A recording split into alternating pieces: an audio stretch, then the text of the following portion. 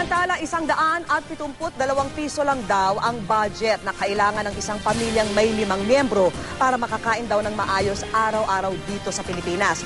Yan po ang lumalabas sa pinakahuling pag-aaral ng National Statistical Coordination Board. Pero tanong ng ilan, tama ba ang sukatang yan para matukoy kung sinong tunay na mahihirap? Ang special report, tinutukan ni JP Soriano. Sa mga mauulad na bansa, ganito ang mga pagkaing rekomendado ng kanilang mga gobyerno para makakain ng maayos ang isang pamilya at makatanggap ng tamang nutrisyon. Dito naman sa Pilipinas, ayon sa National Statistical Coordination Board, sakto na raw ang 172 pesos kada araw para makakain ng maayos ang isang pamilyang taga Metro Manila na binubuo ng 5 miyembro. Basta raw itlog, kaping may gatas at kanin para sa umaga, nilagang munggo na may dahon ng malunggay, kanin at saging na latundan sa pananghalian, pandesal sa merienda, at pritong tulingan, nilagang kangkong at kanin naman para sa hapunan. Kailangan lang ng isang pamilya na may 5 miyembro ay 172 pesos para mabili nila yung minimum food requirements na low cost but at the same time hindi nasasakripisyo yung nutritional requirements na kailangan ng isang individual. Ang mga nakakakain daw ng ganitong mga pagkain, hindi na mahirap ayon sa gobyerno. Sa nakalipas na 2 dekada, 3 beses nang nagbago ang food menu para sa pagsukat kung sino ang tunay na mahirap sa bansa. Sa dating food bundle noong 2003 halimbawa, fried rice pa ang nasa almusal ni Juan. Ang scrambled egg sa kasalukuyang food bundle, tomato omelette pa noon.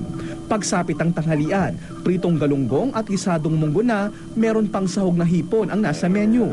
Ngayon, wala nang galunggong. At ang munggo, nilaga na lang at may kasamang dilis. Ang pandesal na pang merienda, dati ay may palaman pa. Ang panghapunan naman, dati adobong baboy at may kasama pang gulay, nawala na sa food bundle sa kasalukuyan. Sabi ng gobyerno, katumbas pa rin daw sa lumang menu ang nutrisyong makukuha sa bagong food bundle. At mas mura pang araw ito.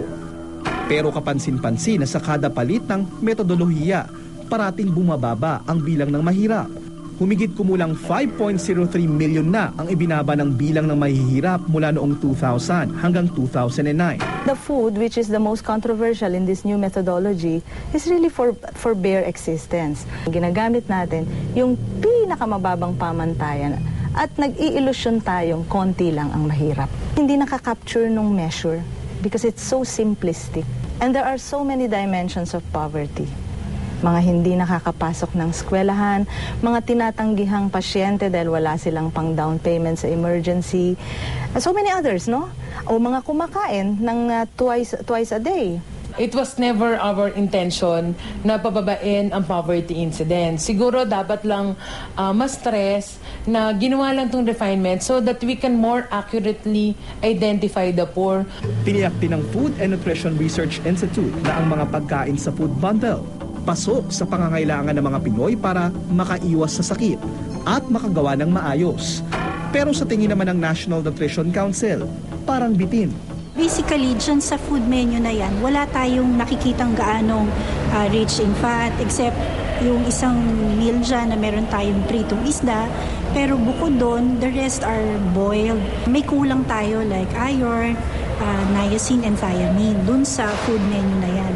Pero yan, dahil yan ay parang typical menu lang, no, kumbaga average, depende rin yun sa kinakain mo everyday.